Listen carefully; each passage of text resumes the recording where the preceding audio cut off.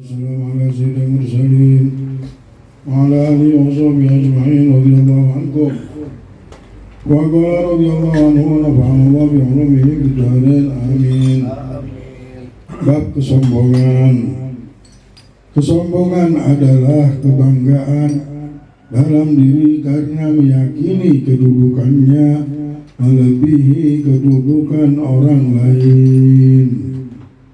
Inilah bentuk tiupan kesombongan yang telah diriwayatkan bahwa Nabi SAW memohon perlindungan Allah dari sifat ini, sebagaimana dalam doa beliau, A'udzubika min nafhatil kibir.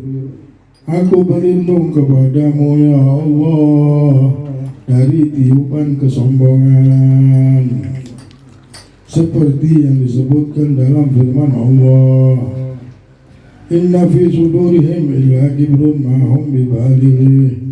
Tidak lain di dalam dada mereka kecuali tersimpan rasa sombong, dan mereka tidak dapat mewujudkan keinginan mereka untuk memadamkan cahaya agama Allah.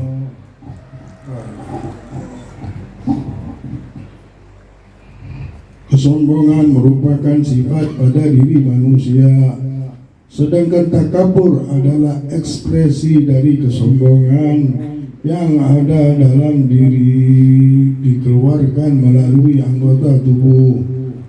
Hal ini bisa kita lihat dari tingkah lakunya yang meremehkan orang lain, tidak mengakui kekurangannya dalam memenuhi kebutuhannya, berbicara kasar dalam memberi nasihat, tidak mau menerima nasihat, dan masih banyak lagi bentuk kesombongan yang tidak terhitung, dan jarang sekali diri seseorang terlepas darinya, bahkan pada kalangan ulama, ahli zuhud, ahli ibadah, apalagi kalangan awam dan pelaku kemaksiatan. Allah paling besar, akhir ma yakhruju fi qulubis siddiqin, terakhir penyakit hati yang keluar di hati orang-orang yang dekat sama Allah. Ini orang yang dekat sama Allah.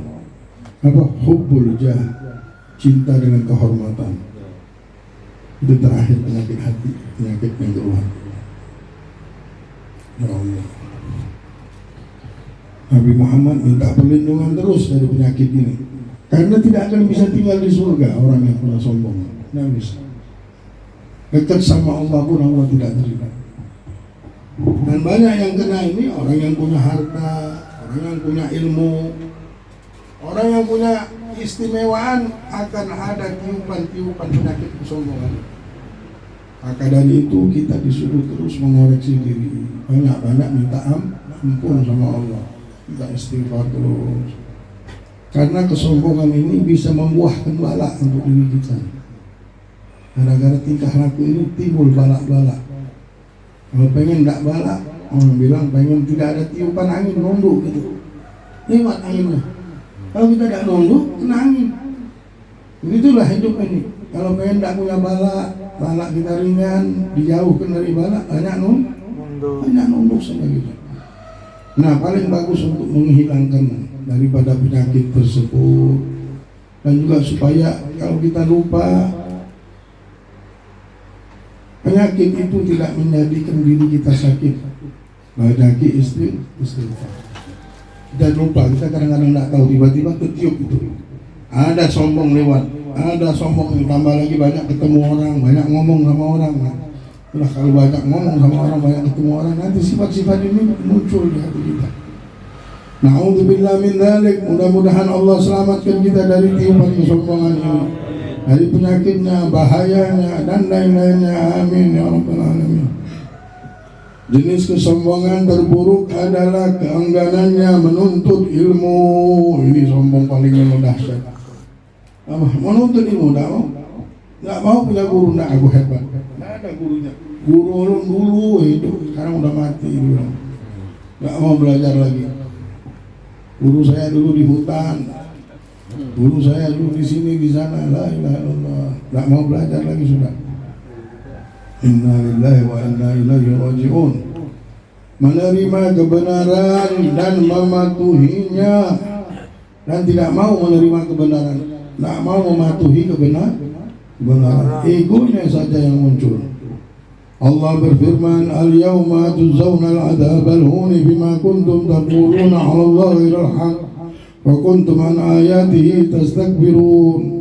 Pada hari ini kalian akan dibalas dengan siksa yang amat menghinakan disebabkan kalian mengatakan sesuatu yang tidak benar terhadap Allah, dan disebabkan kalian berlaku sombong terhadap ayat-ayatnya. Sa'asrifu an ayati alladziina yatakabbaruna fil ardi bighairil haqq. Akan aku palingkan dari ayat-ayatku orang yang menyombongkan dirinya di bumi tanpa alasan yang dibenarkan itu. Tak bisa dia melihat kebesaran Allah, padahal Allah Maha Besar. Tak bisa, yang dia lihat besar dunia saja. Gara-gara apa? Sifat sombong. Nggak bisa, dia tidak tahu ada kebesaran Allah. Padahal kita buka sebentar lihat, oh bukan main kebesaran Allah. Ya Allah, datang udara yang kita hisap segala-galanya kedekatan Allah. Tapi hamba yang sudah sombong jauh daripada ilmu sudah. Cahaya ilmu pun jauh. Banyak orang-orang yang punya ilmu itu sombong, ya punya ilmu saja, tapi kebesaran ilmu dia tidak dapat. Ilmu ini kalau sudah kita dapatkan kebesaran, nunduk langsung kita. Dapatkan keberkahan dan kebesaran ilmu. Kita berbicara tentang ilmu merasakan seperti meminum madu. Kita menikmati nikmat ilmu. Tapi kalau orang tidak diberikan, tidak bisa dapatkan. Kita melihat ilmu ini malah sesuatu yang sulit. Ini hukum ilmu ini melarang saya, memerintahkan saya, la ilaha illallah. Tapi kalau sudah tahu lezatnya ilmu, oh ini kebahagiaanku. Tiap hari dia dapatkan kebahagiaan daripada ilmu. Ilmu ini cahaya, akan bikin kita senang seperti kita dapat harta. Lebih dari itu, laukana lil ilmi surah, kata Hasan al-Basri. Kalau ilmunya ada bentuknya, lakana suratuhu ajmal minasyams. Maka bentuk daripada ilmu ini lebih indah daripada matahari. Wa ajmal minan nujum, lebih indah daripada bintang-bintang. Wa ajmal minal qamar, lebih indah daripada bulan. Oh, kita dapat ilmu ini, dapat bulan kita. Kita punya bulan, kita punya matahari. Ilmu yang dibawa dan diwariskan oleh Nabi Muhammad, yang gara-gara ilmu ini kita akhirnya bisa dekat sama Allah, bisa berkomunikasi dengan Allah, bisa dekat sama Rasulullah. Dan akan datang waktunya kita semuanya ketemu dengan Allah di tempat yang penuh dengan nikmat tersebut. Amin ya rabbal alamin. Berkat ilmu semuanya. Tapi tidak akan diberikan cahaya ilmu itu yang membawa kebahagiaan yang hak kepada hamba-hamba yang sombong. Menuntut ilmu untuk mencari jati dirinya, menuntut ilmu untuk mencari kehebatan dirinya, tidak akan didapatkan. Orang yang menuntut ilmu karena Allah, mencari ridha Allah supaya dekat sama Allah, mereka akan mendapatkan nur ilmu. Jadi sombong ini memang bukan sifat hambanya Allah. Orang yang sudah tahu mengerti dengan Allah, orang yang sudah tahu ini jalan hidup, ini tujuannya ke Allah, tidak akan mau membawa penyakit ini penyakit. Kayak kita lihat, buat apa bawa penyakit? Buat apa dibawa penyakit? Penyakit dibuang. Begitu juga kesombongan, dibuang. Penyakit ini akan bikin sakit kita, bikin bala dan lain-lainnya. Kadzalika yatba'ullah ala kulli qalbi mutakabbirin jabbar. Demikianlah Allah menutup rapat hati setiap orang-orang yang menyombongkan diri dan yang berlaku sewenang-wenangnya. Innahu la yuhibbul mustakbirin. Allah berfirman, sesungguhnya Dia tidak menyenangi orang-orang yang menyombongkan diri. Apa nikmatnya hidup kalau kita sombong, dihormati orang tidak tahunya? Allah benci sama kita, dibenci Allah hidup. Ya Allah, apa nikmatnya tidur sedangkan Allah benci sama kita? Apa nikmatnya bangun, berjalan, makan enak, Ternyata Allah benci sama kita. Dan paling Allah benci benar sifat sombong. La yadkhulul jannah man fi qalbihi mithqalu habatin min khardalin min kibr. Tidak bakal masuk surga orang yang dalam hatinya terdapat kesombongan meski sebesar biji sawi. Ya Allah, jauh benar kita sama Allah. Banyak penyakit di badan kita tertimpa tapi kita belum obati. Mudah-mudahan hari ini di majlis ini Allah obati segala penyakit kita tersebut. Penyakit sombong, penyakit iri, penyakit dengki, penyakit-penyakit yang tidak diridhai oleh Allah, Allah obati dan sehat kita dari majlis ini. Amin ya rabbal alamin. Beliau sallallahu alaihi wasallam bersabda, la yadkhulul jannah jabbar wala bakhil wala sayyi'ul malakah. Tidak bakal masuk surga orang yang sombong. Tak bakal masuk surga. Wahai orang yang sombong, tak bakal masuk surga. Cepatlah kita obati orang yang pelit juga dan pemimpin yang buruk. Ya Allah, yuhsyarun nas jabbarun wal mutakabbirun yaumal qiyamah fi suratil Dzar. Ya'tahum an-nas bihawanihim 'ala Allah 'azza wa jalla. Yang artinya kelak di hari kiamat orang-orang sombong dan orang-orang yang kejam akan dibangkitkan dalam bentuk serangga kecil.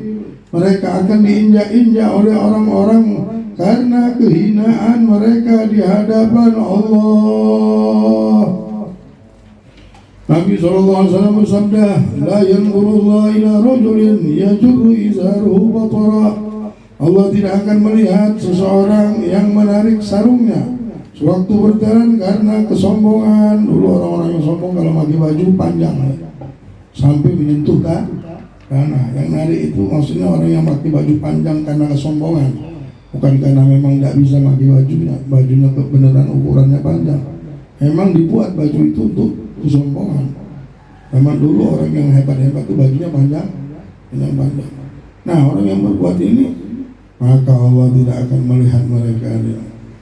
Na'udzubillah, maksudnya Allah tidak memberikan rahmat anugerah kepada mereka. Dalam riwayat lain disebutkan yajurru izarahu khuyala, yang menarik sarungnya sambil berjalan karena kesombongan.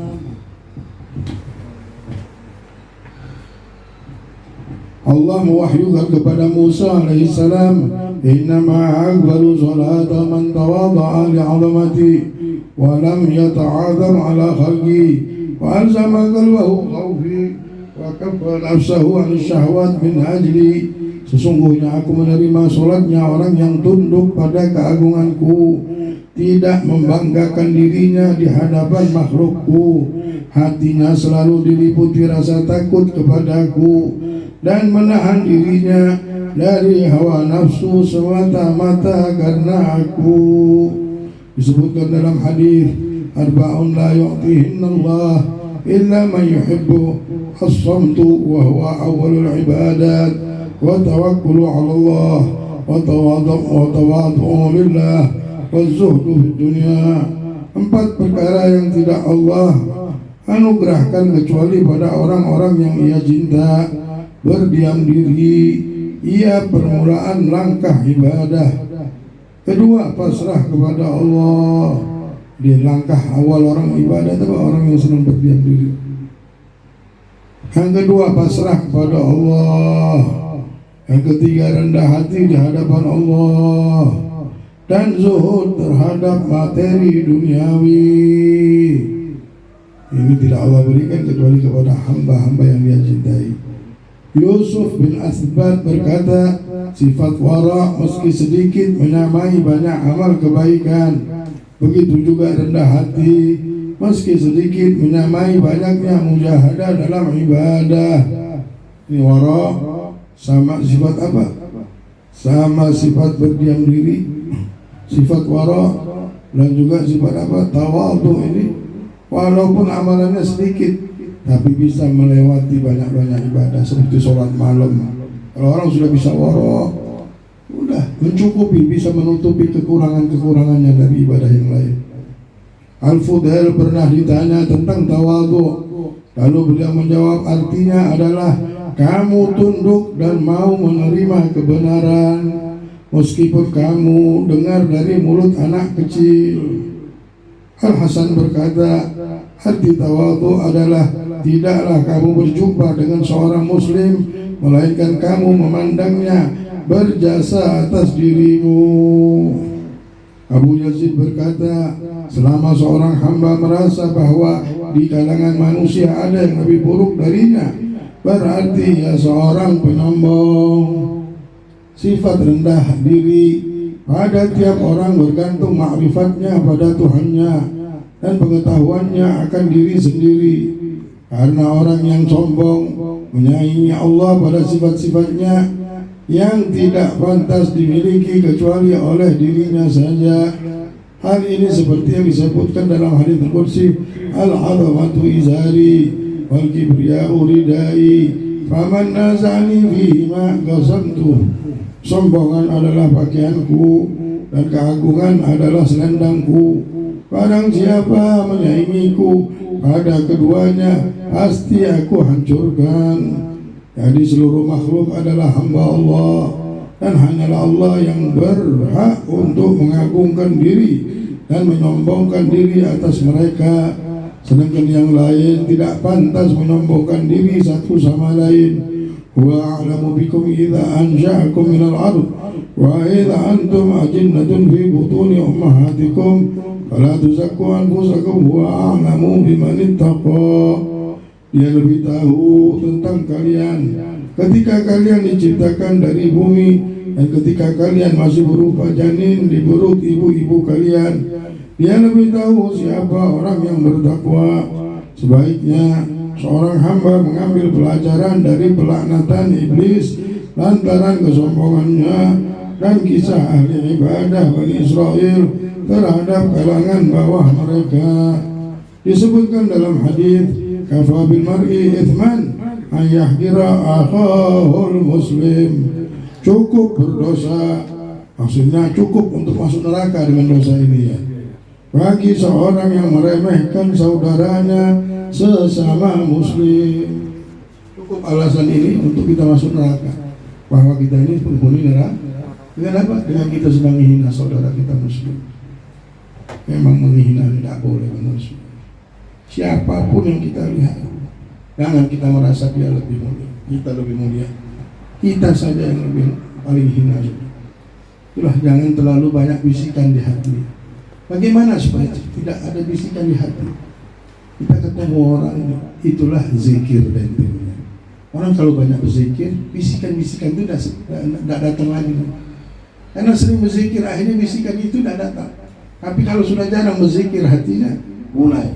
Yang lihat ini, ribuan bisikan ada. Yang lihat ini, ribuan yang bisikan. Tapi kalau sudah banyak zikir, insya Allah bisikan ada. Jadi barang siapa yang menganggap dirinya lebih baik dari salah seorang hamba Allah, berarti dia telah merusak amalannya sendiri. Dia telah merusak amalannya sendiri karena ia bodoh dan merasa aman dari makar Allah. Ketahuilah, kesombongan ialah sifat batin, sedangkan ekspresinya adalah anggota tubuh, disebut takabur. Dasar utama kesombongan adalah ujub pada diri sendiri. Apa ujub? Bangga sama diri pertama kali, akhirnya jadi sombong.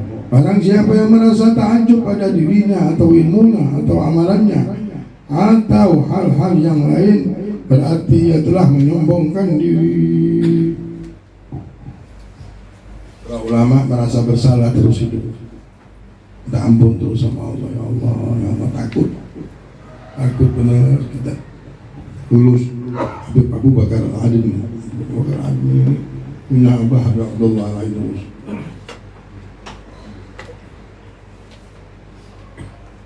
Abdullah Al-Aidrus melihat anaknya, sudah Masya Allah, dia bilang, wahai anakku, tolong mulai detik ini kau cari siapa makhluk paling hina di muka bumi. Hadapkan sama aku mencari makhluk yang paling hina. Ke pasar dilihatnya anjing, diangkatnya, dibilangnya anjing, tidak dihisab. Sudah balikin aja.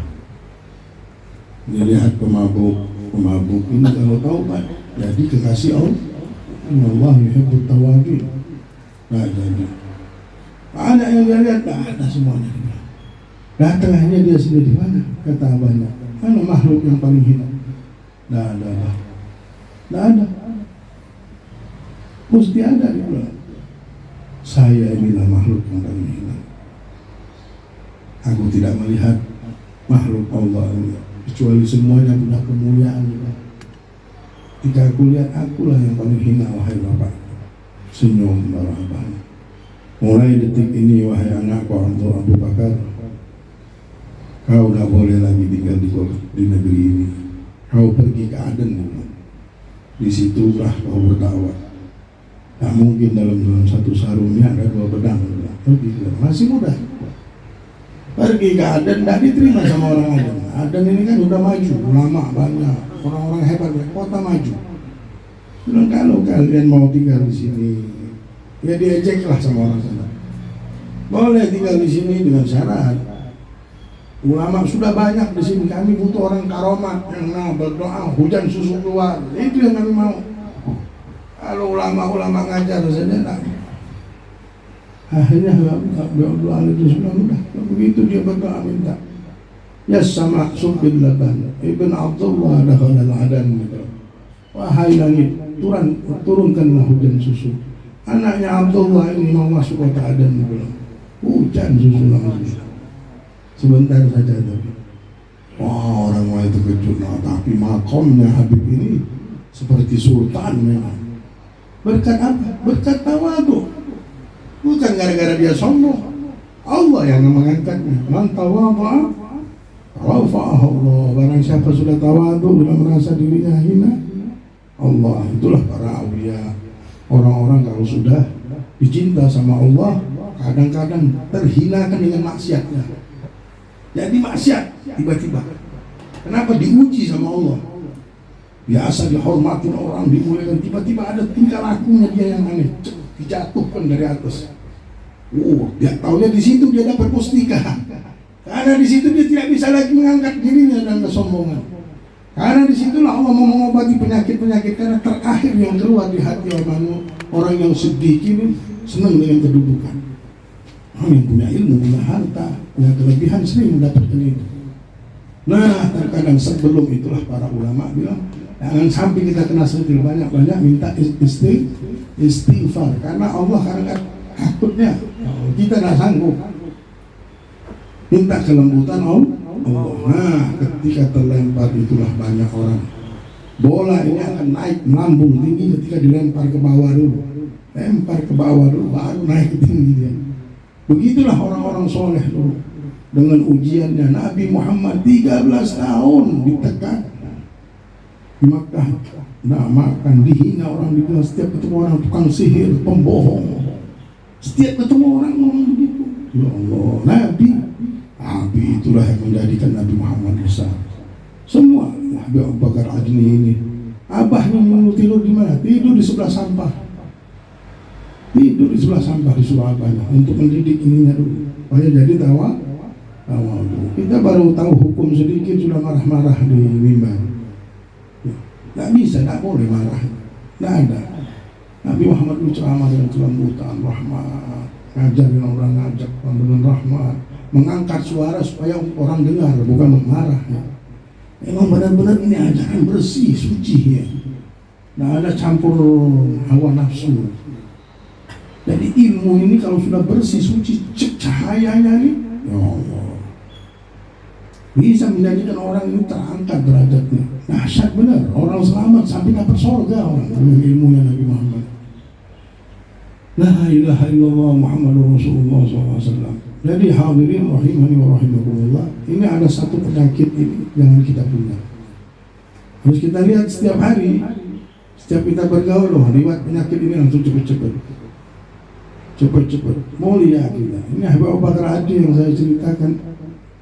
Kalau kita ke Adan, subhanallah, dari sini kita akan lihat alangkah tinggi makom ini Habib. Kalau kita dengarkan manakibnya, mendengarkan syair-syairnya, ya Allah, bisa mabuk kita dengan bahasanya. Dan kedudukannya seperti raja di zaman itu. Sampai Portugis itu takut sama dia. Udah mau diserang ini Habib. Siapa orang yang hebat di sini bilang? Ini Habib bilang ada satu Habib, tapi dia tak punya pasukan.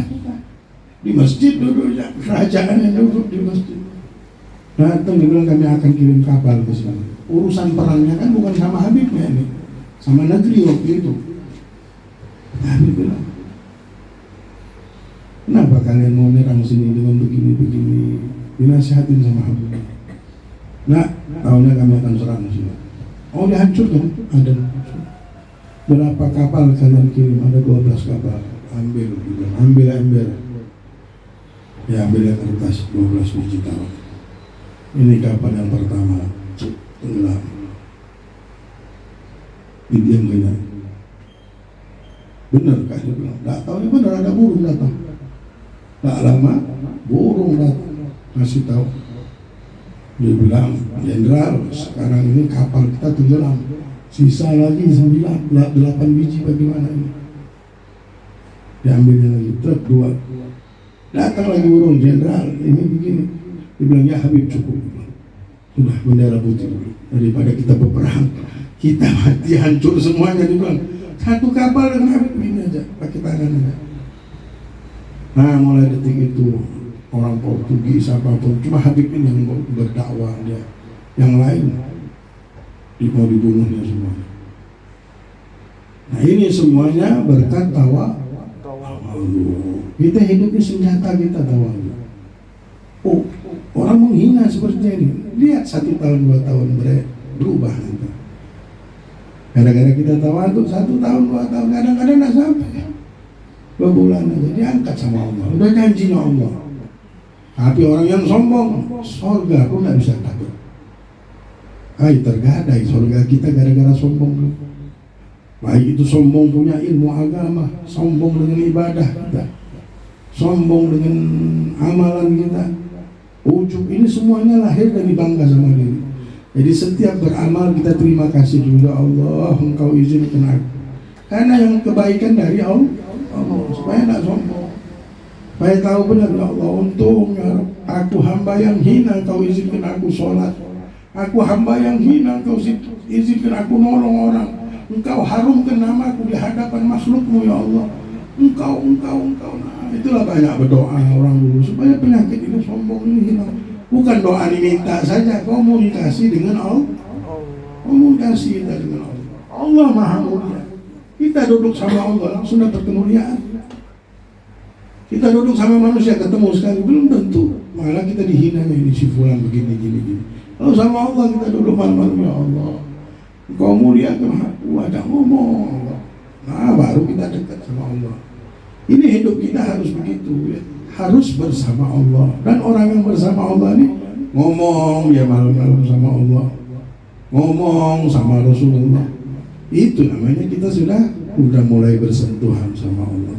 Bangun malam-malamnya menyentuh air wudu, meninggalkan tidur, langsung dekat, ya Allah, ya Allah, ya Allah, ya Allah, ya Allah, sambil berzikir sambil hatinya ngomong, ya Allah. Nah, komunikasi dapat setengah jam nyaman sudah. Akhir sampai meninggal baru kita meninggal dalam keadaan dirindukan oleh Allah dan kita rindu sama Allah. Nah, namanya jalan kita benar hidup ini. Dunia tempat lewat. Sampai di situ kita cuma melihat dunia. Itu orang yang pikiran benar. Dunia tempat lewat. Kalau yang lain yang dipikir panjang-panjang benar dunia ini. Oh, sampai kapan di dunia? Nggak ada jalan dunia ini, jalannya kemana? Nggak ada. Jalan yang benar di dunia, jikalau dunia kita nyambung sampai bahagia kita, bahagia benar. Nggak ada lagi sudah. Nggak bisa kita ngomong kalau sudah masalah akhirat ini. Oh, kehidupan yang besar, kehidupan yang berharga. Tapi manusia banyak yang tidak sadar dengan kehidupan yang berharga tersebut. Mudah-mudahan Allah angkat derajat kita terus, insyaAllah. Ya Allah bitaufik hatta nufik. Ya Allah berikanlah kami taufik sampai kami sadar, ya Allah. Ya Allah ya Karim ya Arhamar Rahimin, berikanlah kami kekuatan untuk dekat denganmu, ya Allah. Berikanlah kami kekuatan untuk terus sadar, ingat, dan berikanlah kami istiqamah, mahabbah kepadamu dan kekasihmu Nabi besar Muhammad. Bukakan pintu kebaikan sebesar-besarnya, masukkanlah kami di bentengnya Nabi Muhammad SAW, ya Allah. Dan tidak pernah kau cabut lagi hidayah, kau telah turunkan. Penuhi semuanya ya Rabb, sempurnakan nur dan cahaya yang kau berikan kepada kami. Dengan harapkan kebaikan itu menyentuh kami dan keluarga dan kehidupan kami. Anak istri kami mengerti dengan hidup ini, ya Allah. Murid-murid kami mengerti dengan hidup ini, ya Allah. Ya Arhamar Rahimin, berikanlah kami kebahagiaan dunia dan akhirat. Muliakanlah kami di dunia dan di akhirat. Jangan hinakan kami dan kehormatan kami di dunia dan di akhirat. Rabbana atina fid dunya hasanah wa fil akhirati hasanah wa qina adzabannar. Rabbi ighfirli wa liwalidayya, Rabbi ighfirli wa liwalidayya, Rabbi ighfirli wa liwalidayya warhamhuma kama rabbayana shaghira. Sallallahu ala sayyidina Muhammadin wa ala alihi wa sallam. Alhamdulillahi rabbil alamin. Fatiha.